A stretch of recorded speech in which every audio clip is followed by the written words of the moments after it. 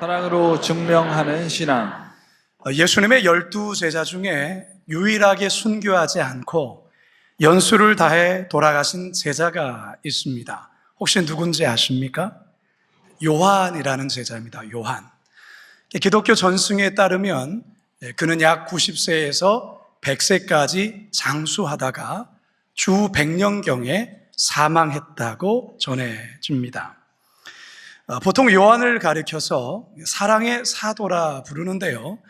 그를 그렇게 부르는 이유가 그가 쓴 요한복음이나 특히 요한 1서를 보면 그가 강조하고 계속해서 반복하는 메시지가 바로 사랑, 하나님의 사랑이기 때문에 그렇습니다. 한 번은 사도 요한이 에베소에서 목회를 할 때 너무 연로해져서 더 이상 긴 설교를 하지 못하고 매번 한마디의 설교만을 했다고 합니다. 그런데 그 한마디가 뭐냐? 자녀들아, 서로 사랑하십시오. 자녀들아, 서로 사랑하십시오.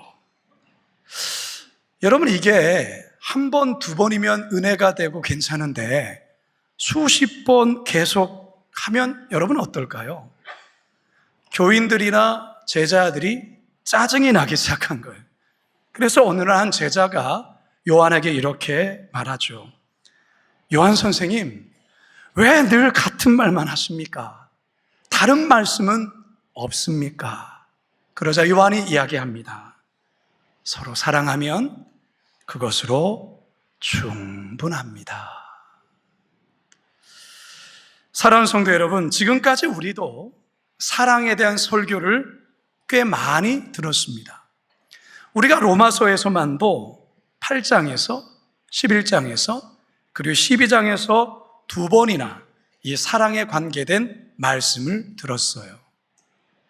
오늘도 저는 이 사랑에 관해 여러분과 함께 하나님의 음성을 들으려고 합니다. 아마 여러분들 중에서도 오늘 이 설교 제목을 보고 또 사랑인가? 라고 반응할지 모르겠어요. 요한의 제자처럼 말이죠.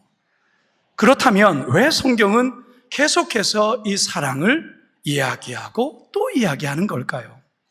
그만큼 중요하기 때문입니다. 그리고 이 사랑이라는 것이 한 번, 두 번, 세 번 듣는다고 실천할 수 있는 것이 아니기에 성경은 오늘도 우리들에게 이 사랑을 전하고 있는 것입니다.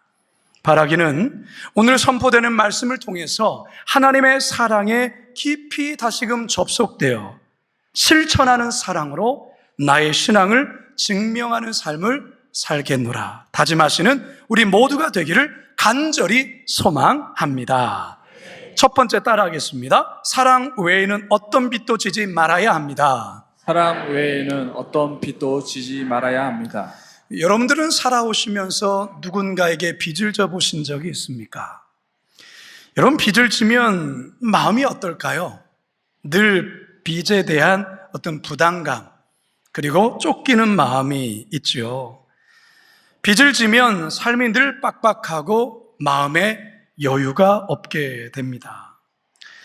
자, 그런데 오늘 사도 바울이 오늘 본문을 통해서 우리들에게 이 빚과 관련해서 이러한 말을 권면하고 있습니다. 자, 본문 8절입니다. 시작. 피차 사랑의 빛 외에는 아무에게든지 아무 빛도 지지 말라. 남을 사랑하는 자는 율법을 다 이루었느니라. 자, 여기서 언급하는 이 사랑의 헬라어는 아가페입니다. 아가페. 아가페가 뭐죠? 아가페의 사랑은 어떤 감정적인 애착이나 일시적인 호감이 아니라 하나님의 성품을 반영한 희생적이고도 무조건적인 사랑, 그것을 가리켜 아가페적인 사랑이라 말하죠.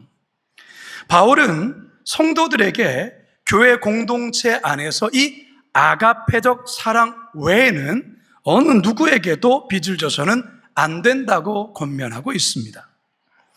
미국 유니온 신학교의 신학학 교수인 존 낙스 교수님은 이 본문, 이 구절을 이렇게 해석합니다. 모든 빚을 갚으시오. 그리고 아무 빚도 지고 살지 마시오. 대신 결코 갚을 수 없는 오직 하나의 빚만 지고 사십시오. 사랑의 빚만. 다시 말해서 성도들이 살아가면서 갚지 않고 남겨두는 빚이 있어서는 안 된다라는 말과 함께 갚아도 끝이 없는 사랑의 빚만을 지고 평생을 살아야 된다라고 우리에게 권면하고 있습니다. 사도 바울은 이 로마서 1장에서 이미 로마 교회 성도들 향해 자신은 빚진 자라고 그렇게 이야기를 했었습니다. 로마서 1장 14절입니다. 시작. 헬라인이나 야만인이나 지혜 있는 자나 어리석은 자에게 다 내가 빚진 자니라. 여러분, 바울이 말하는 이 빚, 자신은 무엇의 빚을 진 자라고 말하고 있습니까? 바로 사랑의 빚을 졌다고 해요. 사도 바울이 로마에 있는 성도들을 만나서 그토록 복음을 전하고자 했던 이유도 바로 이 사랑의 빚을 갚기 위해서 로마 교회 성도들을 만나고자 했던 것이죠. 빚진 자라 번역하고 있는 헬라어 단어는 오페일레테스라는 단어인데요, 채무자, 의무를 지고 있는 자라는 뜻이에요. 성도 여러분, 이 사랑의 빚진 자라는 개념은 우리 예수님도 가지고 있었어요. 예수님께서 십자가에 매달리시고 운명하실 때 마지막으로 남기신 놀라운 선포가 있었죠. 다 이루었다. 헬라어로 테텔레스타이. 이 단어는 당시 여러 의미로 사용됐지만 특히 밀린 외상값을 다 갚을 때 테텔레스타이, 지불 완료라는 의미를 담고 있는 말입니다. 그러니까 죄인인 우리들이 도무지 갚을 수 없는 어마어마한 이 죄의 빚을 예수님이 대신 십자가에서 다 갚아주셨다라는 선언인 것입니다. 이 빚을 갚아주신 예수님이 우리에게 한 가지를 요청합니다. 요한복음 13장 34절입니다. 시작. 새 계명을 너희에게 주노니 서로 사랑하라. 내가 너희를 사랑한 것 같이 너희도 서로 사랑하라. 사랑의 빚진 자로 살아가라, 그 말이에요. 사랑하는 성도 여러분, 구원받은 모든 성도들은 그 어느 누구 한 사람도 예외 없이 빚진 자입니다. 무엇의 빚진 자이냐? 예수님께 사랑의 빚을 진 자예요. 그러면 이 빚을 여러분은 갚으셔야 됩니다. 어떻게, 누구에게 갚아야 될까요? 하나님께서 사랑하시는 자들, 그들에게 이 빚을 갚아야 하는 거예요. 하나님의 사랑하시는 자가 누굴까요? 복음을 듣지 못하고 복음을 알지 못하는 모든 사람을 가리키는 것입니다. 그래서 사도 바울은 이 빚을 갚기 위해 이방인들에게 찾아가 복음을 전했던 거예요. 지금으로부터 140년 전에 이 조선 땅에 와서 복음을 전하셨던 아펜젤러 언더우드 선교사님 역시 이 사랑의 빚을 갚기 위해 조선 땅까지 온 거죠. 왜요? 하나님의 눈길이 바로 이 척박한 조선 땅에 있었기 때문에 이 선교사님들은 이 사랑의 빚을 갚기 위해 하나님이 사랑하시는 바로 이 조선 땅까지 온 것이라는 겁니다.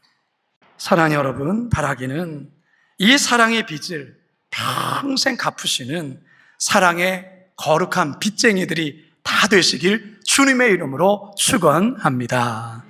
두 번째, 따라합시다. 남을 사랑하는 자가 율법을 이룬 자입니다. 남을 사랑하는 자가 율법을 이룬 자입니다.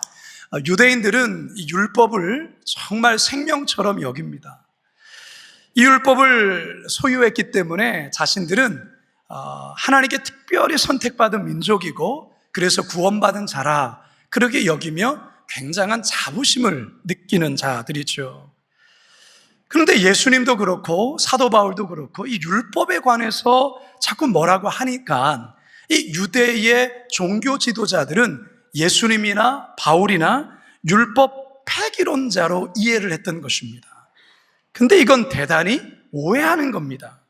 예수님도 바울도 율법이 필요 없고 율법을 폐기 처분해야 된다라고 주장한 적이 한 번도 없어요. 예수님은 오히려 산상수훈에서 율법에 관해 이렇게 말씀을 하셨습니다. 다 같이 마태복음 5장 17절 시작. 내가 율법이나 선지자를 폐하러 온 줄로 생각하지 말라. 태하러 온 것이 아니요 완전하게 하려 함이라. 예수님은 율법을 완전케 하시기 위해 오셨다고 말씀하고 있습니다. 그리고 사도 이 바울 역시도 율법은 우리를 예수님께로 인도하는 마치 초등학교 선생님과 같다라고 말하죠. 갈라디아서 3장입니다. 시작. 같이 율법이 우리를 그리스도께로 인도하는 초등교사가 되어 우리로 하여금 믿음으로 말미암아 의롭다 함을 얻게 하려 함이라. 사실 사도 바울은 이 율법에 대해서 대단히 오해하고 곡해하고 있는 이 유대인들에게 율법의 본 기능이 뭔지를 바르게 알려주려고 대단히 애를 쓰고 또 애를 썼어요. 우리는 그와 같은 내용을 로마서 2장과 로마서 4장과 로마서 7장을 통해서 이미 공부했습니다. 여러분, 율법의 원래의 기능이 뭡니까? 율법은 살리는 기능을 합니다. 영혼을 살려낸다라는 것이죠. 그런데 유대인들은 이 율법으로 남을 살리기는커녕 오히려 죽이는 데 사용했어요. 왜 그랬을까? 사랑이 빠져 있기 때문에 그렇습니다. 무슨 말이냐면 사랑이 빠진 율법은 남을 죽이는 정죄의 칼로 바뀌게 되는 거예요. 여러분, 오늘날 우리의 신앙도 마찬가지예요. 교회 안에서도 사랑이 빠진 채 율법주의적인 신앙을 가지고 살면 이 남을 정죄하는 대로만 사용하는 거예요. 남이 못하는 것만 보이는 거예요. 그것을 율법의 잣대를 가지고서 자꾸만 정죄하고 판단하는 그런 신앙인이 되는 거예요. 병든 신앙인이죠. 나는 이걸 지키는데 너는 왜 안 지키냐라는 거예요. 나는 기도하는데 너는 왜 기도하지 않냐라는 것이죠. 이렇게 정죄하고 비난한다는 거예요. 여러분, 율법을 우리가 지키는 건 마땅한 일이죠. 하나님의 법을 잘 지켜야 됩니다. 그런데 사랑이 없이 율법만 지키면 안 돼요. 왜냐하면 그것은 아무런 유익을 주지 못하기 때문에 그렇습니다. 고린도전서 13장입니다. 시작. 내가 사람의 방언과 천사의 말을 할지라도 사랑이 없으면 소리나는 구리와 울리는 꽹과리가 되고 내가 예언하는 능력이 있어 모든 비밀과 모든 지식을 알고 또 산을 옮길 만한 모든 믿음이 있을지라도 사랑이 없으면 내가 아무것도 아니요. 내가 내게 있는 모든 것으로 구제하고 또 내 몸을 불사르게 내줄지라도 사랑이 없으면 내게 아무 유익이 없느니라. 아멘.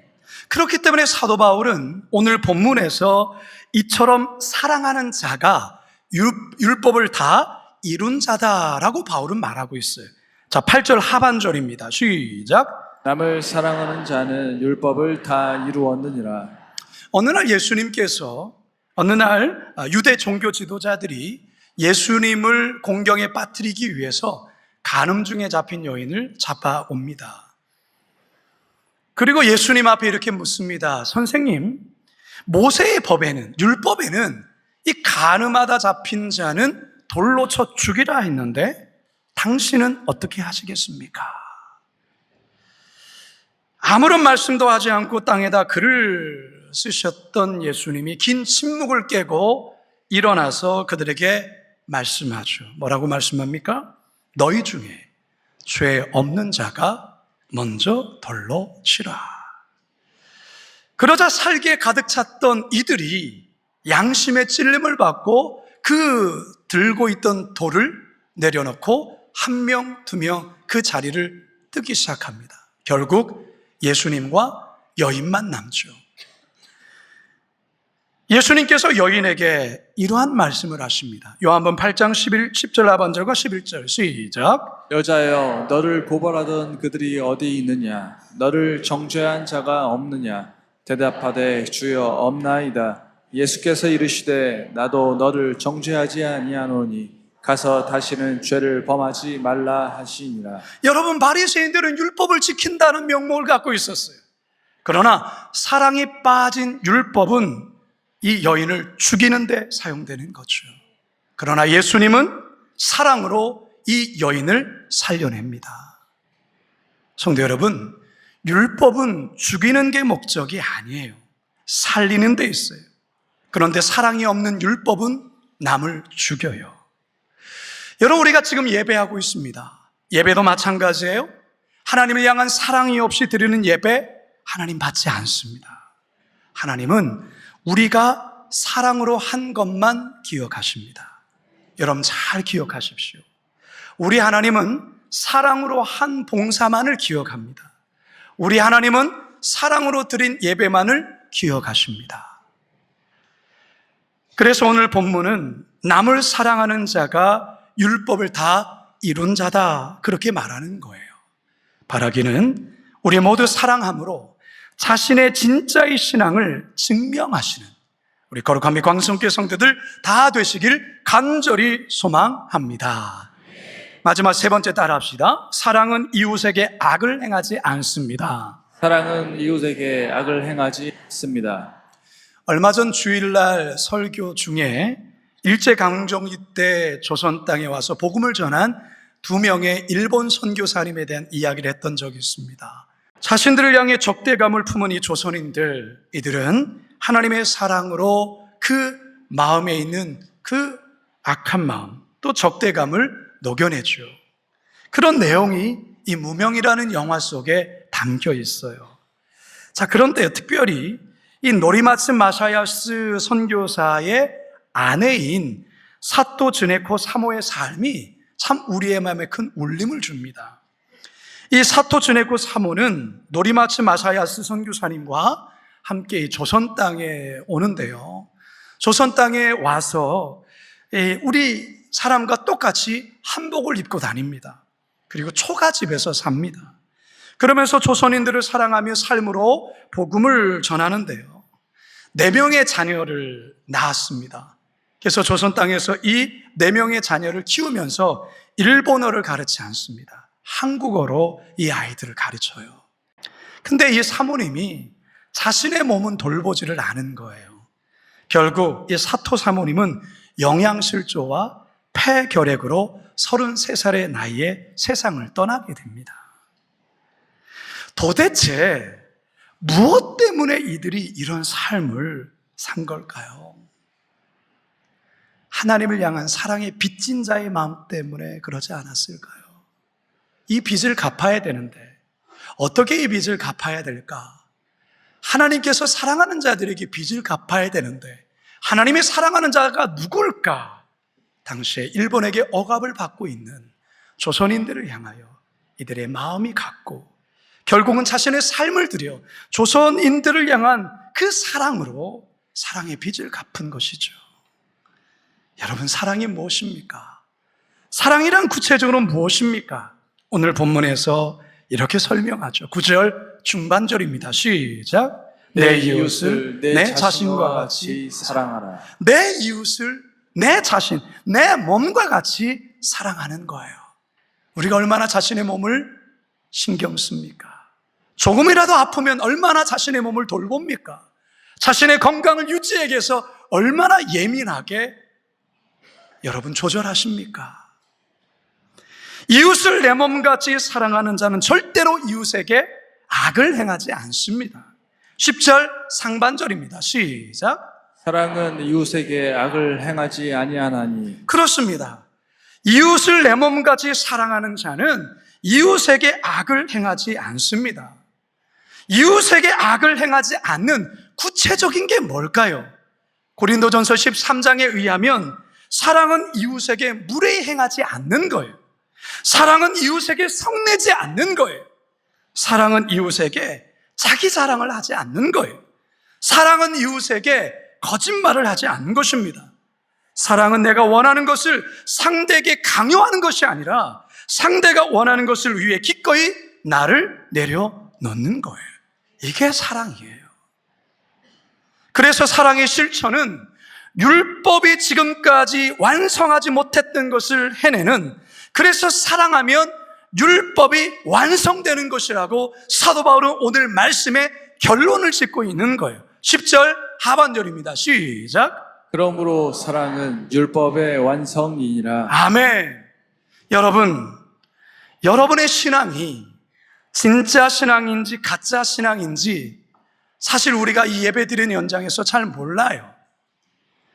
우리의 신앙이 진짜인지 가짜인지, 그것을 우리가 무엇으로 하나님 앞에 증명해 낼 수 있을까요? 그것은 바로 사랑에 있는 거예요. 사랑. 서로 사랑하는 것으로 증명해내는 거예요. 그게 크리스찬이에요. 그게 기독교인이에요. 사랑은 말이 아니에요. 청산유수가 아니에요. 사랑은 말한 대로 그렇게 사는 거예요. 요한일서 4장 11절에서 12절입니다. 시작. 사랑하는 자들아, 하나님이 이같이 우리를 사랑하셨은즉 우리도 서로 사랑하는 것이 마땅하도다. 어느 때나 하나님을 본 사람이 없으되 만일 우리가 서로 사랑하면 하나님이 우리 안에 거하시고 그의 사랑이 우리 안에 온전히 이루어지느니라. 어느 때나 하나님을 본 사람은 없어요. 하지만 우리가 서로 사랑하면 우리 안에 하나님이 투영되어지고 그 투영되어진 그 하나님을 서로가 보게 된다, 그 말인 거예요. 세상에 하나님을 보여줄 수 있는 유일한 길은 뭐냐? 서로 사랑하는 데 있어요. 서로 사랑하는 거예요. 그러면 세상이 우리를 통하여 하나님을 보게 되는 거예요. 이제 저는 말씀을 맺고자 합니다. 여러분, 오늘 말씀 들으시면서 솔직히 여러분 어떤 마음이 드세요? 좀 마음에 부담이 오십니까? 좀 마음이 무겁습니까? 사랑함에 있어서 여전히 나는 부족한 게 너무 많이 보이지 않습니까? 사랑함에 있어서 여전히 서툴고 미약하고 참 부족한 여러분 자신을 발견하지 않습니까? 여기 서 있는 저도 그래요. 여기 서 있는 저도 그렇다, 그 말이에요. 근데 여러분, 도무지 할 수 없는 것을 하나님께서 우리에게 요구하실까요? 아니에요. 하나님은 그런 분이 아니에요. 하나님, 우리가 할 수 없는 것을 막무가내로 요구하는 그런 무자비한 폭군이 아니에요. 하나님은 우리의 연약함도 잘 아세요. 그래서 우리의 의지와 힘만으로는 도무지 사랑할 수 없다라는 것을 아시기에 하나님이 우리에게 성령님을 보내주신 거예요. 우리가 성령님을 기대고 성령님을 의지할 때 사랑하며 살아갈 수 있다는 것이죠. 그리고 오늘의 말씀처럼 하나님 앞에서 나는 예수님께 사랑에 빚진 자라는 생각을 갖고 살아가면 완전하지는 못해도 사랑을 실천할 수 있다고 말씀하는 것입니다. 처음부터 거대한 것을 하려 해서는 안 돼요. 이웃에 대한 작은 배려부터, 작은 친절부터 사랑을 실천해 보는 거예요. 조금 손해보는 삶을 살겠다고 각오해 보는 거예요. 그래서 이웃에게 용기를 내어 다가가 보는 것부터 하는 거예요. 그게 바로 우리가 사랑의 실천의 시작이라 할 수 있어요. 사랑하는 성도 여러분, 이 시간 우리가 또다시 사랑에 대한 설교를 들었어요. 오늘 말씀을 통해 다시 한번 우리가 결단했으면 좋겠어요. 무엇을? 다시 사랑하기로 결단하기를 원합니다. 그리고 우리 모두는 한 사람도 예외 없이 하나님을 사랑하는 자들은 예수님께 사랑에 빚진 자라는 것을 기억하고 나의 삶 속에 바로 이 사랑으로 나의 신앙과 나의 믿음을 증명하는 삶을 살아내리라 결단하시는 우리가 되었으면 좋겠습니다. 그런 삶을 살아갈 때 우리 교회는 더욱더 아름다운 교회요, 우리가 살아가고 있는 이 세상은 아름다운 세상으로 변화될 줄로 믿습니다. 그런 사랑에 빚진 자 주역들 되시길 주님의 이름으로 축원합니다. 축원합니다. 축원합니다.